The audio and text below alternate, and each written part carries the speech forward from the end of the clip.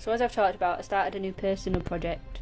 I had a bit of a social media break in July, and a lot of that was to do with not knowing where to take my work next kind of thing. So I spent a lot of time thinking about the sort of work I wanted to create, and I also watched a few of Jake Parker's videos on YouTube, which I will link below because it's one of those that gave me the idea to start this project. It's the video where he talks about creating 100 somethings if you don't know what to draw, which was what my problem was. I didn't know what to draw, and whenever I started something I kind of just got bored and just forgot about it. So I used that as my main inspiration, but obviously I still needed to think about what I was actually going to draw. I've been really obsessed with sharks for as long as I can remember, and not many people know this. A lot of people who know me personally might know it, but I'm really obsessed with sea creatures and fish, and I've been wanting to do a charity project for all the sharks that get killed every year. So once I had a bit of a think about it, this seemed like the perfect way to do it. So what I'm planning on doing is, because I'm doing final designs rather than just sketches or drawings, I'm going to draw 50 sharks instead of 100. It might evolve into 100, I don't know yet. My idea is to design 50 different sharks,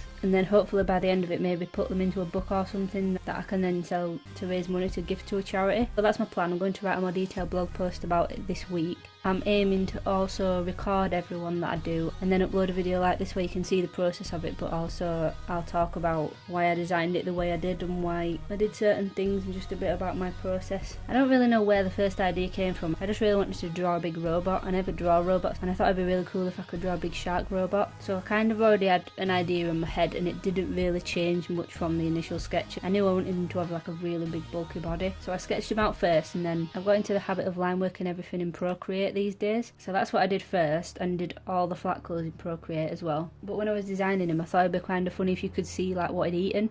So that's where the idea came from, to have like the tank kind of thing in his stomach.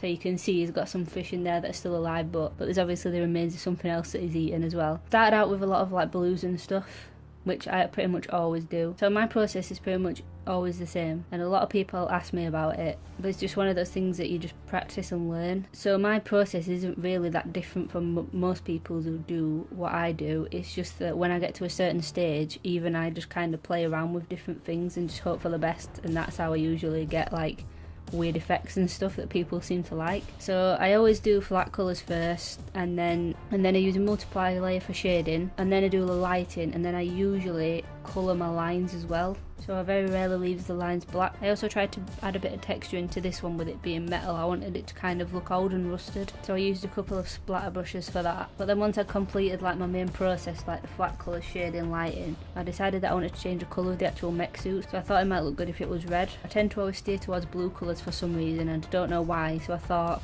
seeing as this project is me kind of trying to do something new, I thought I'd maybe try and keep away from that as much. Obviously the shark is still blue and the tank is still blue, but changing the suit to red made it look a lot better. I kind of wish I thought a bit more about the rest of the design of his suit, but this project to me is more about getting stuff finished. So once I've completed all my usual steps and got past colouring the lines, that's when I start to just play around and like add gradients. I've started doing a lot of shading with the selection tool as well, instead of just doing it with the brush. So I like select a certain area and then use the gradient tool on top, which gives off a nicer effect, and a lot of people have actually commented on that and said how much they like it, so it's something I've stuck to and I think it really works.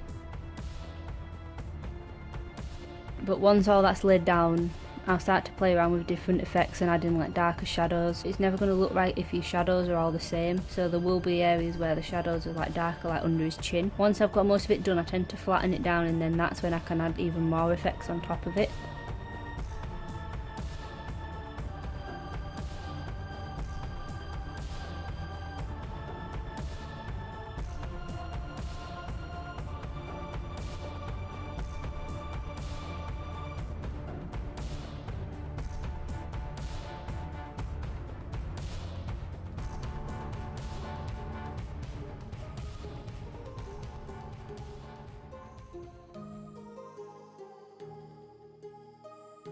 So I thought if it was in a mech suit, it might have kind of some special ability, or at least some power going through it. So that's when I tried to add some like electricity and stuff coming from his arms, which I think looks pretty cool now. I did try some smoke as well, but that didn't really seem to work. But as you can see, after that, most of the time, all I'm doing is just playing around with stuff.